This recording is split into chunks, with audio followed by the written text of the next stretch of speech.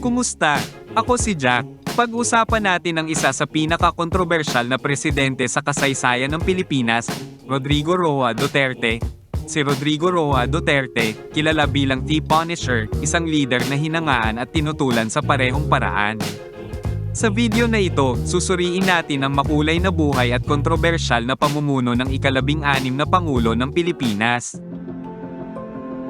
Si Rodrigo Roa Duterte ay ipinanganak noong ika-28 ng Marso taong 1945 sa Maasin, Leyte. Anak siya ni Vicente Duterte, isang abogado at politiko, at Soledad Roa, isang guro at aktivista. Lumipat ang kanilang pamilya sa Davao City noong dekada 1950s kung saan nagsimulang mabuo ang kanilang impluwensya sa politika. Sa kanyang kabataan, si Duterte ay nagkaroon ng mga hamon sa pag-uugali. Madalas siyang napapalaya sa iba't ibang paaralan dahil sa pagiging pasaway. Ngunit sa kabila nito, hindi siya tumigil sa kanyang edukasyon. Nag-aral si Duterte ng Political Science sa Lyceum of the Philippines University. Doon niya nakilala ang sosyalistang ideolohiya ni Jose Maria Sison na nakaimpluwensya sa kanyang pananaw sa lipunan. Pagkatapos nito, nagtapos siya ng abogasya sa San Beda College noong 1972. Dito niya pinanday ang kanyang kaalaman sa batas na ginamit niya sa pagiging Assistant City Prosecutor sa Davao City. Ang tunay na pagbabago sa kanyang buhay ay nagsimula nang maging alkalde siya ng Davao City noong 1988. Sa ilalim ng kanyang liderato, naging simbolo ang Davao ng kaayusan at kaligtasan. Si Duterte ay kilala sa kanyang estilo ng pamamahala, mahigpit ngunit may malasakit.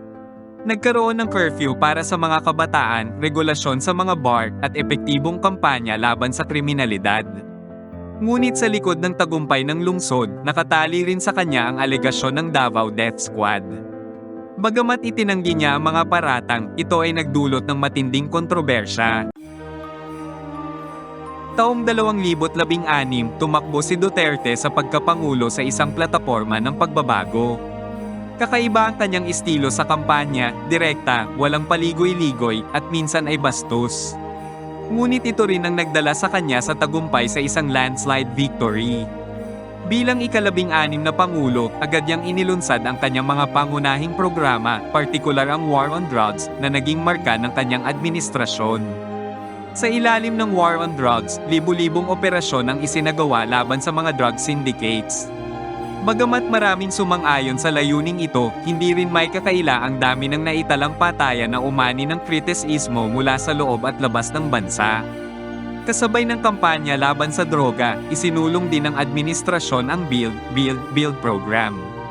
Sa proyektong ito, nakumpleto ang maraming infrastruktura tulad ng mga bagong kalsada, tulay, at paliparan na nagbigay ng trabaho sa libu-libong Pilipino. Hindi mawawala ang kritisismo sa kanyang pamumuno. Binatikos siya ng mga human rights groups dahil sa paraan ng kanyang kampanya laban sa droga. Gayunpaman, nanatili ang mataas na approval rating niya sa mga Pilipino. Sa pagtatapos ng kanyang termino, iniwan niya ang isang bansa na hinati ng opinyon, ang iba ay humanga sa kanyang tapang, habang ang iba ay nagtanong kung sulit ang naging kapalit ng kanyang mga programa. Ngayon, si Rodrigo Duterte ay tahimik nang namumuhay sa Davao at tumatakbo uli bilang alkalde ng Davao City. Bagamat maraming naninira at tinatangkang ipetombe si Digong, ang kanyang impluwensya at mga magandang nagawa ay nagmarka na sa kasaysayan ng Pilipinas at patuloy sinusuportahan karamihan ng mga Pilipino. Anong tingin ninyo sa naging pamumuno ni Pangulong Rodrigo Duterte? Positibo ba o negatibo ang naging epekto niya sa bansa? E-share nyo ang inyong opinion sa comment section. Huwag kalimutang i-like ang video at i-subscribe para sa iba pang makabuluhang kwento. Salamat sa panonood, mga kaibigan.